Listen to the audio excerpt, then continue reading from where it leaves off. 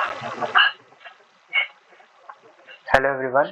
आज हम लोग डिस्कस करने वाले हैं duties of a director under Indian companies act 2013। ठीक है, ड्यूटीज क्या क्या है डायरेक्टर के। इंट्रोडक्शन के साथ शुरू करते हैं। तो in the case of Albert dean railway company versus valley के ब्रॉस के केस में क्या क्या बोला गया था। कंपनी एक आर्टिफिशियल पर्सन है जिसका कोई भी फिजिकल एग्जिस्टेंस नहीं होता है। जब कंपनी अगर काम करती है तो वो एक काम कर सकती है, उसके सारा जितना भी टास्क जो कि वो एग्जीक्यूट करती है वो एक ह्यूमन एजेंसी के थ्रू वो एग्जीक्यूट होता है। तो directors are of such human agency, directors को एक ह्यूमन एजेंसी का दर्जा दिया गया है। ठीक है, इसी तरह का एक और बात बोला गया था बात versus standard land company limited में, जहाँ पे ये ऑब्जर्व गया था कि board of director is a brain and only the brain of a company which is the body, and the company can and does an act through them. In pursuance of this, the Supreme Court of India State Trading Corporation versus CTO के case में ये बोला गया था, it is only when the brain function that the corporation is said to be function। ठीक है, कि यही बात करता है कि कंपनी जो अपना जितने भी काम करती है, जो कि अगर कंपनी को हैंडल किया जाता है, वो एक डायरेक्टर है। डायरेक्टर का दर्जा एक काइंड ऑफ आप ये समझ लीजिए वो एक heart and soul of a company की तरह, heart and soul of a body. जबकि लेट्स सपोज कंपनी अगर एक बॉडी है तो director are of heart and soul. ठीक है, तो डेफिनेशन ऑफ अ डायरेक्टर क्या होता है। Definition of a director under companies act 2013 कहाँ पे दिया गया हुआ है, सेक्शन 2 सबसेक्शन 34 में। देखते हैं डायरेक्टर क्या है। Director means a director appointed to the board of company. Therefore, a director is a person who forms a part of board but may be called differently. He is supposed to have a control over the direction, conduct, management, superintendence of affairs of a company in administration of a company through the board, and he is an inevitable part। तो मतलब क्या बोला जाता है, director वो एक person होता है जो कि बिजनेस को प्रॉपर डायरेक्शन देता है, कंडक्ट कराता है, मैनेजमेंट करता है, अफेयर्स ऑफ अ कंपनी देखता है। ठीक है, उसको हम लोग बोलते हैं डायरेक्टर। तो एक और जगह में भी इसका डेफिनेशन दिया हुआ है, क्या है, एक ऑफिसर को भी हम लोग डायरेक्टर बोलते हैं, जहाँ पे यही एक ऑफिसर का टर्म को भी यूज किया गया है, जहाँ पे एक ऑफिसर नॉट एक डायरेक्टर को भी इंक्लूड किया जाता है, जो कि सेक्शन 2 सबसेक्शन 59। आइए देख लेते हैं। Section 2 subsection 59 defines the term officer and includes the director with in the definition. मतलब जैसे कि आप लोगों को मैं बोला, ऑफिसर का डेफिनेशन में डायरेक्टर को भी इंक्लूड किया जाता है। This section states that the term officer includes any director, manager, or key managerial person or any other person in accordance with whose direction or instruction the board of directors or any one or more of the director is accustomed to act। मतलब कोई भी एक officer जो कि one और more person है, ठीक है, जो कि कंपनी के बिहाफ में एक्ट करता है, ठीक है, जो कि इंक्लूड्स अ डायरेक्टर, मैनेजरियल और की पर्सन। तो ये लोग भी एक डायरेक्टर का कैटेगरी में, अ, मतलब जो कि अफेयर्स को मेंटेन करता है, जो कि कंपनी के काम को देखता है, उसमें एक डायरेक्टर को भी इंक्लूड किया है। ऑफिसर में ऑफिसर का डेफिनेशन के अंदर डायरेक्टर भी आ जाते हैं। तो ड्यूटीज ऑफ अ डायरेक्टर क्या क्या है, स्टैट्यूटरी ड्यूटीज, ठीक है, क्या क्या है जहाँ पे वो करना है। हाँ, फर्स्ट ड्यूटी जो कि है, जो कि मेंशन किया गया है सेक्शन 96 और 100 में, अगर आप देखोगे तो यहाँ पे एक स्टैट्यूटरी ड्यूटी मेंशन किया है। नंबर 1 जो कि है annual general meeting and extra ordinary general meeting. General meeting क्या हो जाता है कि कंपनी में कोई भी मीटिंग्स हो रहा है, जनरल मीटिंग जो कि होना चाहिए, कंपनी कंपनी में मीटिंग चल रहा है, या फिर एक्स्ट्रा ऑर्डिनरी जनरल मीटिंग को एक पर्टिकुलर सर्कमस्टेंसेस के ऊपर हो रहा है मीटिंग। ठीक है, तो वहाँ पे डायरेक्टर्स को अटेंड करना है। ठीक है, तो मतलब कन्वे करना है कि भाई ये सब हो रहा है जनरल मीटिंग वगैरह। तो appoint the first auditor of a company under section 139। ये एक डायरेक्टर का ड्यूटी है कि first auditor of a company को अपॉइंट करना चाहिए। ऑडिटर तो आपको पता ही है, जो कि ऑडिट से रिलेटेड काम सब करता है। ठीक है, उसको हम लोग ऑडिटर बोलते हैं। तो authenticate financial statement including consolidated financial statement under section 134। ठीक है, फाइनेंशियल स्टेटमेंट को एक जगह में इकट्ठा करना, एक प्रॉपर फाइनेंशियल स्टेटमेंट प्रेजेंट करना, ये भी एक डायरेक्टर का ड्यूटी है। To return the file on allotment under section 39 subsection 4। ठीक है, कितना कितना कंपनी ने अलॉटमेंट किया, आपने कितने कितने शेयर्स दिए हैं, क्या अलॉटमेंट प्रोसीडियर्स रहा था, ठीक है, उसका फाइल मेंटेन करना है। एक काइंड ऑफ डायरेक्टर्स को एक काइंड ऑफ ड्यूटी है, duty to disclose the interest under section 184। Direct तो कंपनी का इंटरेस्ट है, वो कंपनी किस इंटरेस्ट में वो काम कर रही है, क्या है कंपनी का ऑब्जेक्टिव, जो फुल डिस्क्लोजर होता है, ठीक है, वो डायरेक्टर का ड्यूटी है, होता है कि वो उसको कंप्लीट डिस्क्लोजर करे, कंपनी का डे टू डे अपडेशन दे अपने कस्टमर्स को। तो ये एक स्टैट्यूटरी ड्यूटी है सम ऑफ देम, ठीक है। अब उसके बाद आ जाते हैं other duties of a director, जहाँ पे दूसरे दूसरे भी ड्यूटीज होते हैं, ठीक है। तो आइए देख लेते हैं क्या क्या वो ड्यूटीज हैं। shall act in accordance with the article of association। तो कंपनी का आर्टिकल ऑफ एसोसिएशन होता है, उसके बिहाफ में एक्ट करना पड़ता है डायरेक्टर्स को। Director shall act in good faith in order to promote the object of a company for the benefit of its members as a whole and for the best interest of a company।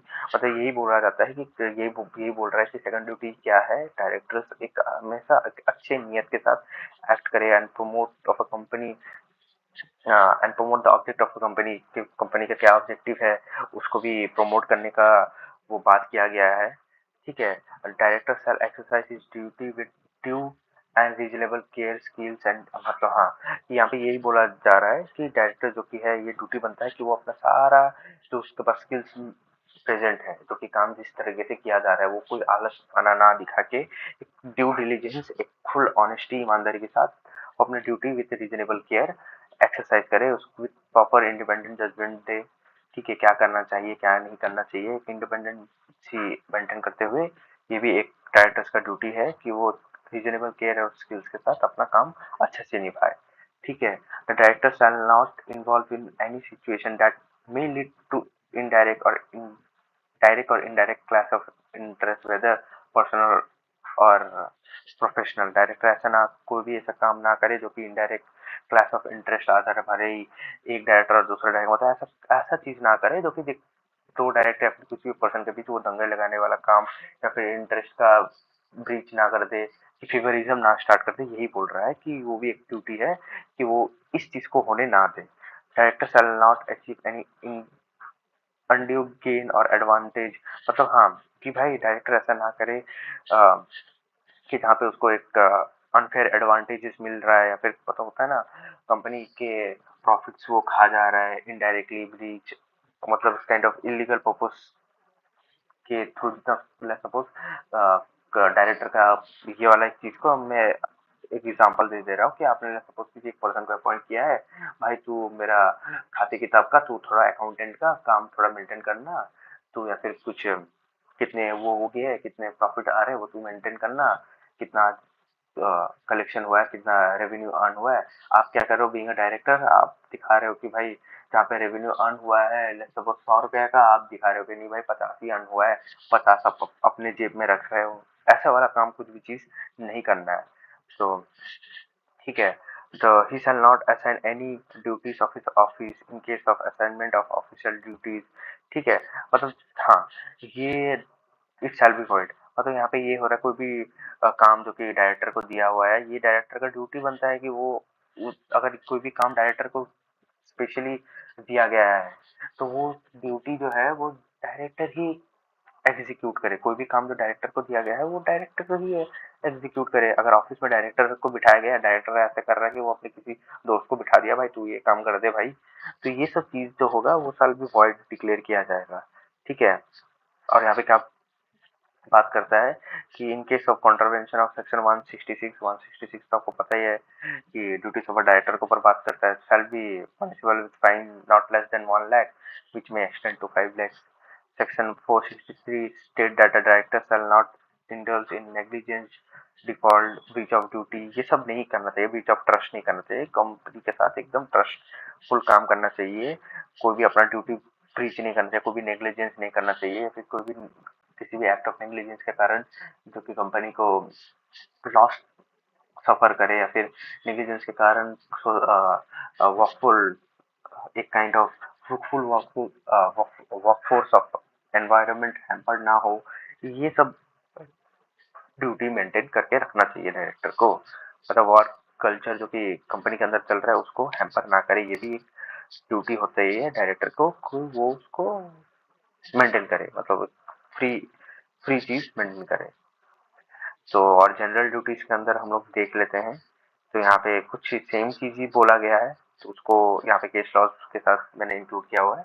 General duties के अंदर अंदर क्या आ जाता है, जो सबसे important है, ये तो होना ही, भले कुछ बात हो ना हो, अगर डायरेक्टर अपॉइंट किया गया है ये चीज तो होना ही चाहिए, जो कि power of honesty and bona fide for the benefit of a company as a whole.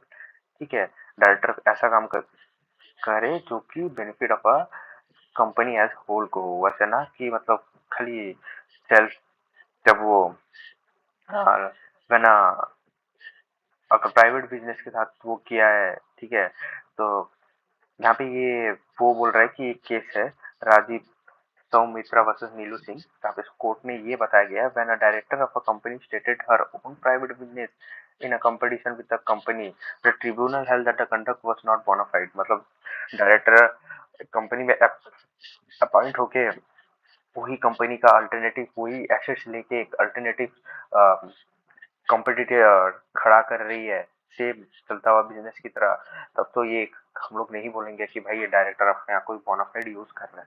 हाँ, लेट्स सपोज हम लोग डायरेक्टर, ये हो सकता है कि लेट्स सपोज एक कपड़े का बिजनेस है, डायरेक्टर जो भी प्रॉफिट अर्न हो रहा है कंपनी से, डायरेक्टर अपना चप्पल का दुकान खोल रहा है, तो हाँ ये इसको हम लोग बोल सकते हैं एक हेल्दी कंपटीशन। पर डायरेक्टर जो भी इनकम अर्न हो रहा है, जो भी एसेट्स है, उसी को, जो भी आइडियाज जो कि कंपनी लेके आ रही है, कपड़े से रिलेटेड मैन्युफैक्चरिंग का, डायरेक्टर क्या कर रहा है, वो भी आउटसाइड अपना एक कपड़े का दुकान खोल के वो चीज वहां पे भी इम्प्लीमेंट कर रही है, तो ये बोनाफाइड कंडक्ट में कैटेगरी नहीं नहीं ये किया जा सकता।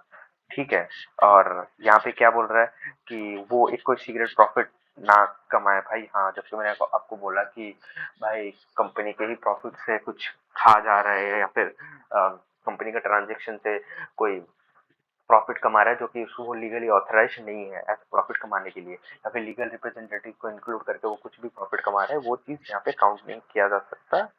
ठीक है, तो यही चीज बोला गया है।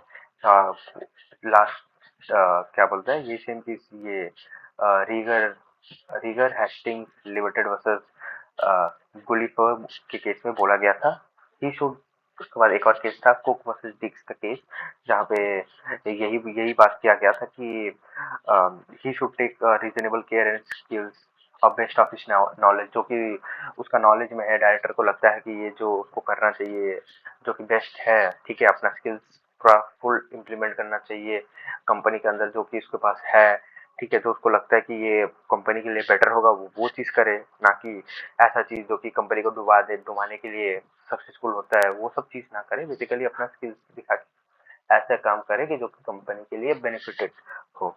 ठीक है, a director is bound by his own act. He cannot delegate his duty that is imposed on him by the virtue of the office that he holds.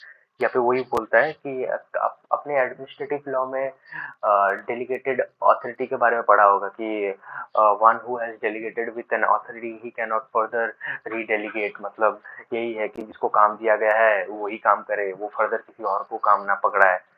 ऐसा ना हो कि कंपनी ने एक पर्सन, लेट्स सपोज एक छोटे से example के साथ समझ लेते हैं कि लेट्स सपोज आपको पापा ने, लेट्स सपोज कोई भी एक पर्सन ने, देखो मिस्टर ए ने मिस्टर बी को एक काम पकड़ा है कि भाई तू ये कार यहाँ से शॉप ले जाके इसको वॉश करा के लेके आ। तो मिस्टर ए ने मिस्टर बी को ये काम दिया, मिस्टर बी क्या कर रहे हैं, मिस्टर सी को ये काम बोल रहे हैं। तो ये चीज नहीं होना चाहिए। अगर मिस्टर ए ने स्पेसिफिकली ये बोला गया कि भाई मिस्टर बी को ही काम करके आना है, मिस्टर बी को ही अपॉइंट किया गया है, तो मिस्टर बी ही बाउंड की वो कार को ले जाए और आप वो कार वॉश करा के उसको वापस लेके आए। बी मिस्टर सी को नहीं बोल सकता। ये वाला प्रोविजंस यहाँ पे डाला हुआ है। अनटिल एंड अनलेस कोई अगर स्टैट्यूटरी पावर डायरेक्टर को मिलता है कि हाँ ये इसको डेलीगेट कर सकता है कोई पर्टिकुलर मैटर के लिए, तब वो कर सकता है, बट अगर स्टैट्यूटरी पावर नहीं है तो वो नहीं कर सकता। ठीक है, तो इसी यही है duties of a director under section 166, आपको देख लीजिएगा। और एज अ होल भी मैंने बहुत सारे वो चीज बता दिया है। ठीक है, पर कंक्लूजन में जाते देखते हैं कंक्लूजन। तो director who breach their duties may be liable to a company, its shareholder और other stakeholders। कि कोई भी अगर डायरेक्टर, सिंपल सही बात है, पढ़ के ही समझ में आ रहा है कि अगर कोई भी डायरेक्टर जो कि ब्रीच ऑफ ड्यूटी करता है वो लाइबल हो जाएगा कंपनी के लिए, शेयर होल्डर और अदर स्टेक होल्डर्स के लिए। The act provide number of remedies that can be sought against the director who breaches their duties। हाँ, रेमेडीज तो आपको ऑफकोर्स मिलेगा ही, उसका रिमूवल हो ही जाएगा। अगर डायरेक्टर ब्रीच करते तो कौन सी कंपनी डायरेक्टर को रखेगा, वो डायरेक्टर भी ऑफकोर्स रिमूव हो जाएगा। In conclusion, the director plays an important role of a management of a company under Indian Companies Act 2013। They have number of duties and responsibilities that they must hold, and they can be held liable for the breach of their duties। ठीक है, यही चीज। तो thank you everyone. अगर आपको ये video particular अच्छा लगा है ड्यूटीज ऑन डायरेक्टर्स के ऊपर, तो please like share and subscribe कर दीजिए। ठीक है, ये लॉ चैनल को स्पेशली सब्सक्राइब कीजिए, और अगर वीडियो अच्छा लगा है तो ज़्यादा से ज़्यादा इसको शेयर कीजिए। Thank you.